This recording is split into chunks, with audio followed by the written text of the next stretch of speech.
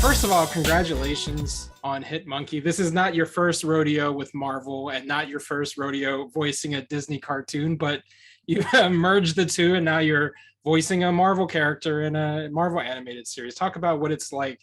First of all, I mean, when we met at that concert several years ago, did you think you'd be like Disney queen right now? You're in like everything Disney. It is kind of crazy because I was the girl who would stand in front of the TV in my Jasmine costume and just sing Disney songs all day. So it is really such a trip for me. But yeah, again, like you said, you know, from dreaming of doing any Marvel show to now walking into my second Marvel project, it just feels like such a dream. And I think it also speaks to where we're heading with representation of, you know, I think before I'd just be like, wow, I would do anything in a Marvel show, but now we're seeing like Shang-Chi come out and there's so many roles that are starting to be available for us. So it's really such a dream. Talk a little bit about the character of Haruka, because, you know, this is Marvel show, but it's set in Japan, so there's a lot of Japanese characters and a lot of Asian and Asian American actors are involved. Not only you, Olivia Munn's in it, George Takei is in it, so it's like, you know, it's a bit of an all-star cast of Asian Americans too, right? So like, what was that like? Because, you know, Toy Story and Cloak and Dagger, there weren't a lot of like Asian actors on set. I mean, you're not really sharing a set. I'm sure you were in your own individual booths, but you know, to be in a cast that has such prominent names in the industry who are Asian American, I think this is a big deal, because I know how much, as you said, representation matters. Oh, absolutely. I mean, this cast in itself is just mind-blowing to me. I mean, truly, these are the type of roles that I want to be stepping into, but also the type of cast that you just dream about, right? I mean, when we talk about trailblazers, I'm like, George Takei, like, come on, not only just for all the work that he's done, but just personally for my family and I. You know, my grandmother was in the Japanese American internment camps when she was 16 years old. And then obviously George was in the camps when I think he was maybe 6 years old.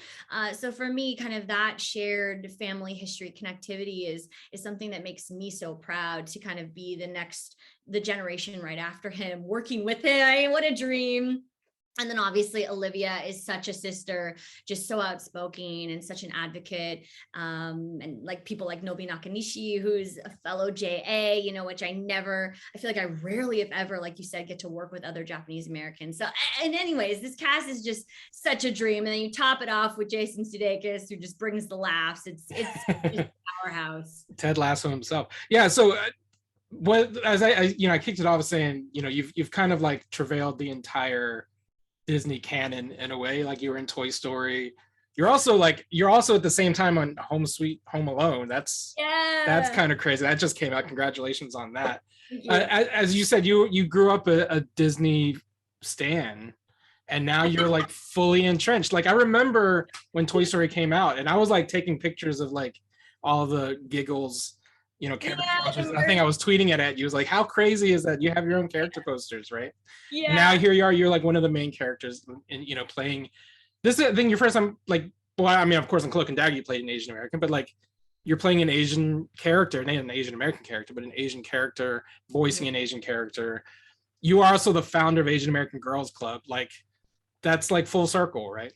I mean, truly such a dream. If you could have said, oh, in a few years, you're going to be doing this, you're going to be in a show about a crazed, wronged hit monkey that's set in Japan, and you're going to be working with George and all this. I mean, and then you would start this amazing, you know, company and community that has really changed my life. I mean, Asian American Girl Club is just so heartwarming to me, but also deeply, deeply important to me. And it's honestly changed my life in so many ways. So I'm so proud that exists, and so proud of the community that has been built through it.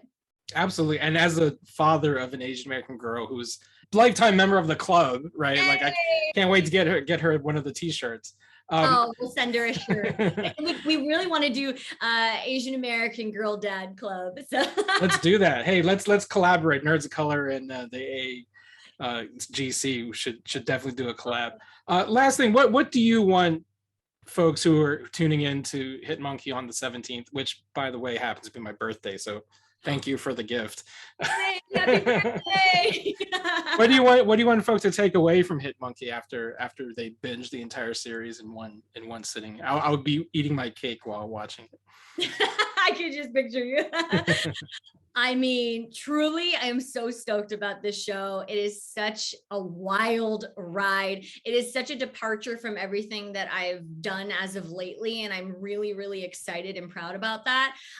It's got all of the things. It's got hilarity. The action scenes are so intense to where you feel like it is a live action, and I think that's something that's really special about the animation is you feel like you're just watching a live action movie, which is amazing. But beyond that, I think the characters and the themes that they've created, that Josh and Will have created, are much deeper than that surface level that you would think. I mean, it's a show about a hit monkey, but by the end of the show, I found myself so deeply kind of moved by Hit Monkey's journey and his ability to show emotion just through his eyes and his actions.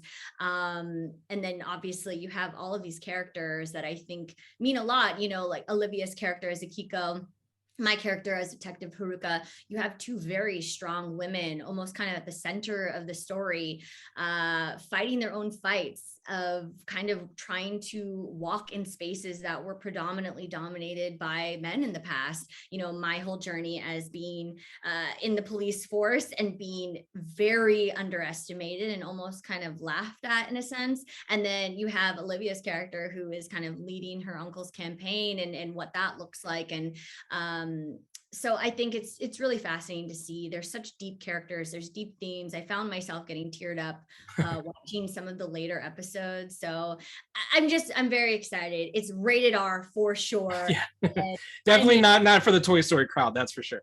Not for your kids, for sure. But I just think at the end of the day, it has all of the things, including the deeper parts of kind of the heart and emotion of the story. Absolutely. And I just, to your point about like not being on the surface, because I know I actually read some criticism, people saying, well, it's a hitman, killing a bunch of Yakuza. And it's like, I think you're missing the point of like Haruka's character and Akiko's character, right? Like, it's just, yes, on the surface, it's like it's set in Tokyo. So of course there's going to be like victims of the assassin who end up being Asian, but like there are also, to your point, strong Asian characters. And I think that's getting lost in some of the critique. And I'm glad that you brought that up, that like Haruka and Akiko, especially like two Japanese women at the center of the story, I think is absolutely fundamentally important. Yeah. And I think as you see, as the story and the season goes on, getting deeper into their stories and what they're really fighting for. And I think what's cool about this story, like you said, is the show, obviously we have this hitman monkey, he's going around, like killing him, but it is a revenge story. And revenge, I think, is a very fascinating topic to base a story in, because it's dealing with that, what really is good and what is evil. And I think there's a lot of gray area within the characters in this show. It's everybody is fighting for what they think is right, including and especially Hit Monkey, who, I don't think this is a spoiler, but I mean, some really sad things happen to him. I mean, I like to say that the first episode is one of the best kind of backstory stories of a character that I've seen. So, it's really fascinating and just tragic to see what happens to Hit Monkey. So I think, it deals a lot with that whole idea of what is right and what is wrong. And I think that's a really fascinating discussion to open up. Well, I'm very excited for you. Congratulations on all your success for Hit Monkey, as well as you're on both sides of the Disney bundle. You got the Hit Monkey on Hulu, and you have Home Sweet Home Alone on Disney Plus. So again, congratulations on all your success, Ally. And I'm just so happy to see you shine. Thank you so much. It's so fun to be able to talk to friends through all of this. So I so appreciate all the work that you do. Thank you. Comics, movies, and TV, pop culture with a different perspective. Watch it on your screen, hit play, so check this.